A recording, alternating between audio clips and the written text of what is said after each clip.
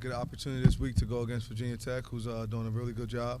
Got some real good players. Coach Pryde's done a great job in his third season, already at 5 games. I know his first year, it's like 3 wins. Then he moved up to 7, and now already at 5. So he's done an amazing job. He's been a really good football coach for some years at Penn State as a D coordinator. Just different places that he's been throughout his career. I think went to East Stroudsburg, done a really good job there. So just as a player and all, and a coach, and he's a well-respected guy throughout the country. He has a real good quarterback in Drones. Running back Bayshaw Tootin is doing an amazing job, one of the better backs in the conference. On defense, APR is, how could you miss him? He's possibly one of the better defensive ends in the country. They got that corner, Delane, who does a really, really good job. Woodson, who's like a nickel rover. And I think they just do a real good job because their other running back, in my opinion, Thomas is really good. So they got a lot of players. And then their receivers, I think they all complement each other. They do a real good job on the outside. I know 9 is huge. He can block. 83 does a good job. 12, the tight end does a real good job. They just got a real good football team. And I think their defense, they fly around, and that's just who Coach Pryde has been for a long time. So we get a great opportunity to go against a great team coming to play us during our homecoming this week. So, it'll be it's going to be a nice – the Dome will be packed this Saturday. It'll be pretty cool to see that 12 o'clock Saturday. Questions? We'll start right over here with Emily, then Chris.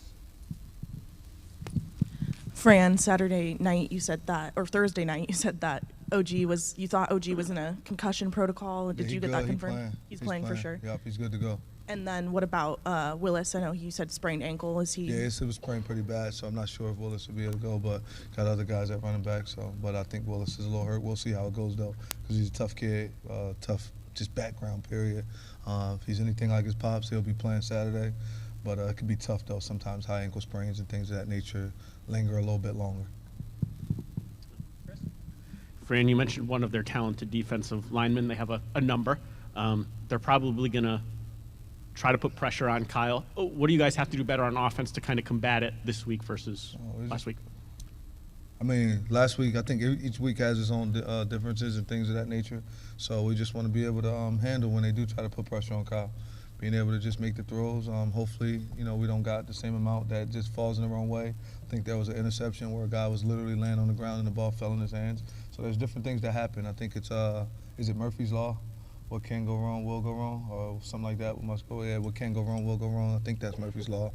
If so, and then I think that's what it is. So it's just kind of that happened that way Saturday. So outside of that, we're just gonna go play football though. I'm not into giving you none of our secrets of what we're going to do, but we want to play ball. We don't want the same thing to happen again. I think our quarterback is really good, and it was just it was an off night. It was an off night for our football program, for the entire team, starting with the head football coach. So, but we'll be excited about Saturday. We get a chance to go play against a great football team coming to our house.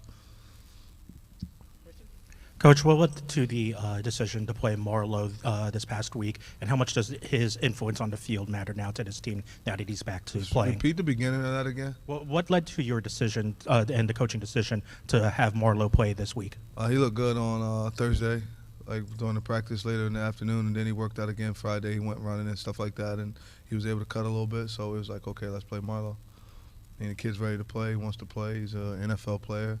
And why would you not want that kind of talent on the football field? Fran, I know Kyle had a game to forget last week. I know it's early in the week, but how have you seen him kind of respond? Oh, we good. That was over. We hung out Sunday. When was the Saturday? Saturday. The week was so weird because you played Thursday. We all hung out on Saturday night, watched a little bit of ball. And we flushed it yesterday, though. Went through everything, saw the doctor, kind of looked at the things, and we're moving on to try and get our team where we're supposed to be at. And I think he's a good leader, so he's flushed it already. So we're moving on. Staying back, go to Samantha. Coach, not to dwell on it, but I was curious. There was like a moment during halftime during the Pitt game where you went over to Kyle and kind of gave him a hug and whispered something to him. Mm-hmm. What are some of the words that you gave to him in that moment and just like during a difficult game or a difficult time? I just said the ball not bouncing your way. Just say, I'm riding with you, and should we together? I love you. Let's lock in. We're gonna go through it together. Whatever happens, the rest of the time it happens. But I just literally, I told him that. Got your back. We here for it. So It was weird. I mean, just the way things were going. I mean, the ball bounced off of one of our players' helmets, hit one of their players' helmets. We go to break it down. Guys laying on the ground, just different things. But compliments to them. I feel like they did a really good job. They had a great plan for us. So hat goes off to those guys, and I'm very thankful that we had the opportunity of being able to see where, some things that we need to fix. So just Coach Narduzzi and his staff did a great job. But for me, I'm trying to honestly, I just want to go play Virginia Tech, so, but I mean, I can't really change anything that happened. You can just learn. I'll never accept the loss, but I want to learn from the loss. I know I brushed my teeth. I'm not sure why that fly keeps coming. But we ready to move on, though. Yeah, ready to move on.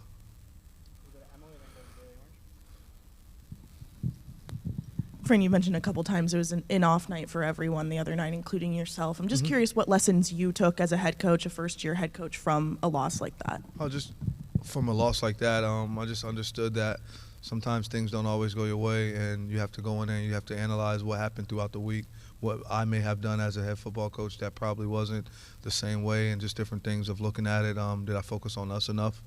Being able to focus on yourself, because most of the time you're your own biggest enemy. So just being able to focus on us more and being able to do that way, and just understanding what we were going into, understanding that they were a good football team, but I always put it on me first and just try to fix all the things that I may have done throughout the week that I would be able to change, so not to put our team in that same situation again. Coach, on Thursday night, you said about having confidence in your defense to make stops. What is it like having Coach Robinson in your corner, and how does that kind of add to that confidence to, scheme up an offense each week and to kind of take down those offenses? I mean, I'm confident in our offense and our defense. It's just confident that they have the right game plan and that we go throughout the week. You're confident because the players practice the way they should practice on a daily basis. So being able to focus on each day, when guys are practicing the way they should practice on a daily basis, then you get more and more confidence. I think confidence comes from preparation.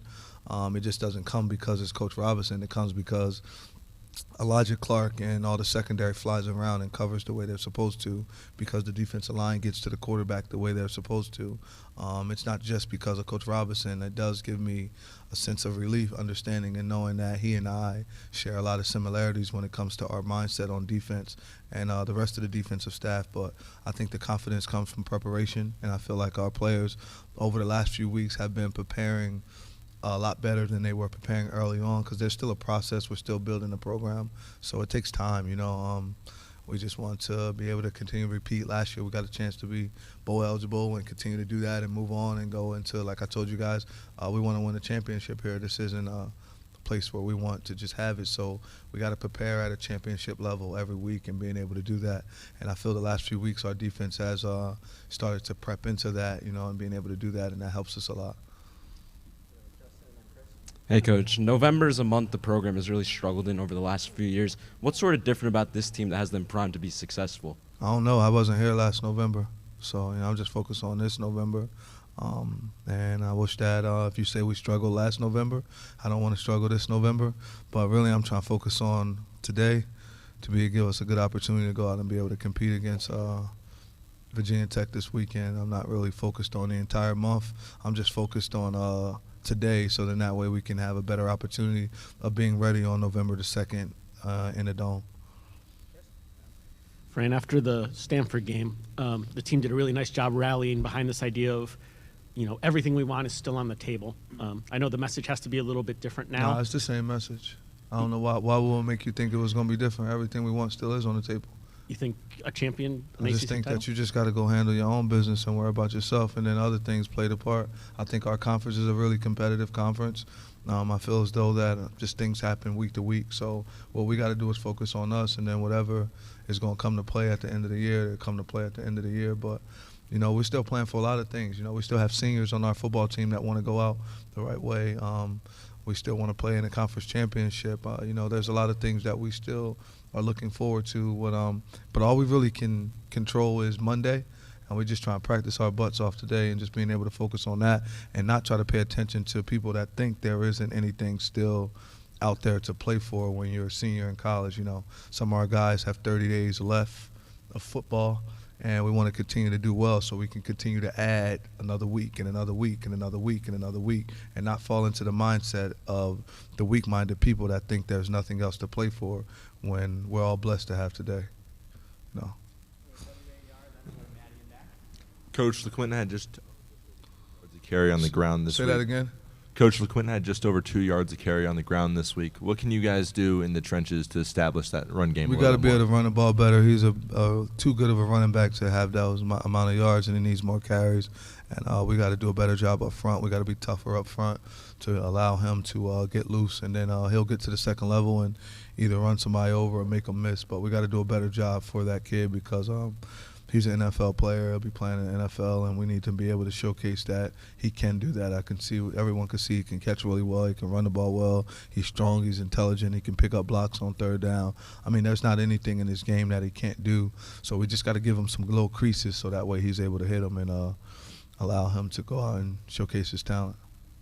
Coach, after a month on the road, capping off with a kind of a tough loss in Pittsburgh, what does it mean to you, and how much does it impact kind of your routine, your program, to be able to have a Saturday noon game at home in front of the fans? I mean, it's always cool to come back home. I'm just thankful to be able to play football wherever you play at, no matter where it is. For the most part, what we wanted to do was to make everywhere that we went to play, in those 3 weeks that we had off, try to make them our home, and being able to go there and do that and try to empty the stands quarter by quarter by quarter. And unfortunately, we didn't do that this past weekend. But, we're excited to always play ball, but there's no place like the Dome. So it's not like being able to come home and have everyone there, especially as homecoming. So you'll get a lot of alum and former grads to come back. So it's always good to be able to play in front of them, friends, family, faculty, staff, just everybody, the community itself. So, I mean, I'm very thankful to have the opportunity to do that and to be able to do it early on Saturday. So then that way, the rest of the day, you get to still go and relax and watch other teams play.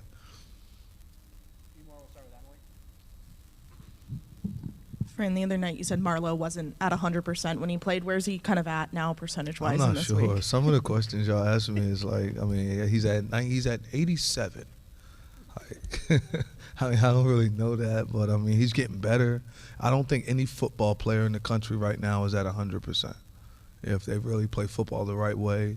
So I wouldn't say he's at 100%, but he's going to be better than he was last week because he's tough, and so it'll help us a little bit more.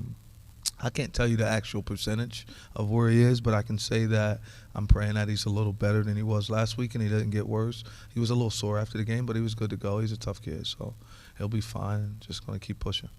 What were some of the conversations around obviously returning him to the lineup, but Justin had been playing linebacker as well, and sorting through all of that and where everyone was going to play? Justin still played. Yeah, I know. He still played, and he played linebacker, so like just the conversations of did you consider moving him back to safety or anything else? Or? No, I think Justin's an NFL linebacker, and I wanted to play him in a position where he'll go and play and be able to make himself a bunch of money afterwards. I think we're a better team with Justin being that linebacker and Marlowe and all those other guys. So we're thinking about it now, talking and doing different things. But I just thought it would be best to keep him there and not go and switch Derek and try to put him back at will now. And then it would just been a lot of switching when Marlowe been paying attention. You can just fill Marlowe back in and then you'd be able to go. So, and then we were still able to have all three of those guys on the field at the same time. So, you're a better football team when you got all those guys playing.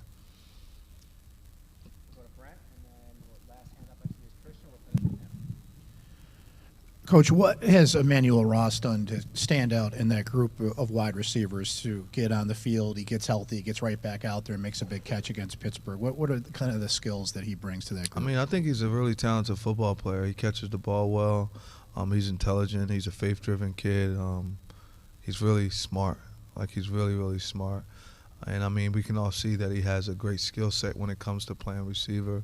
The moment he understands that, he's just going to have to play through a little bit of pain. I think the sky's the limit for him, I call him Tease. That's my guy. I'll be calling him Tease. I say you're one of the best players around and being able to do this, but I don't know how available you're going to be. The best ability is availability. And then, but he's dynamic. So when he's out there on the field and he gets right, and he's able to do some things. He can't even run, really. The kid is still fighting through some injuries. He's playing with a toe and Achilles. and he's still able to do the things that he's doing. So he's a tough kid. But I just tell him, like, we need him to fight through it. You know, we need you out there. It'll help us more that he's on the football field, and also with Justice Ross. You know, I think both of the Rosses, we need them both to step up. You know, and I've told him that. I said that yesterday to him in the meetings, that we need both of you guys to come be who you're supposed to be now. And said the pressure's on them now. I said it to the media, so you guys tell both of the Rosses that we need them to step up. It's important that they come and play some ball for us. You talked about keeping Justin Barron at linebacker. What are some of the qualities that you see in him that make him an NFL linebacker? I just think he's a good backer. He's 6'3.5", 225 pounds. That's usually what they look like when they play linebacker, and he's athletic. He can do some things, but he could still go to safety. I didn't completely tell you that I was going to not move him back. I was just saying that it was best fit for that week because you didn't want to move everybody, and all you had to do was move Marlowe back. But he's just a very, very versatile football player, and he's an intelligent player. So when you have a guy like that can do a lot of things, sometimes you want more speed in the box, guys that can move, and he's big enough to tackle, and then it helps us be a faster football team. You know, I always look to have a fast team, faster guys on the field, and you don't want to slow yourself down, you know, by taking him out, putting another linebacker in that might not be as fast as him, moving him back to safety/nickel, and then putting him in a position where he might not be as fast as the guy that's already playing. You kind of slow your team down, where I like to speed the team up, you know. And you'll see that in years to come, and in the next couple weeks, of how, you know, you'll just see different guys on the field that can really run, and they're becoming a little bit more mature, and it's their time to play as we're starting to build. And now they've been in school, some since June, some since January, and now it's time to start to put those guys on the football field so guys can see some of the talent out of the young guys that we have also that will be able to contribute and help us continue to try and reach our goals. Thanks.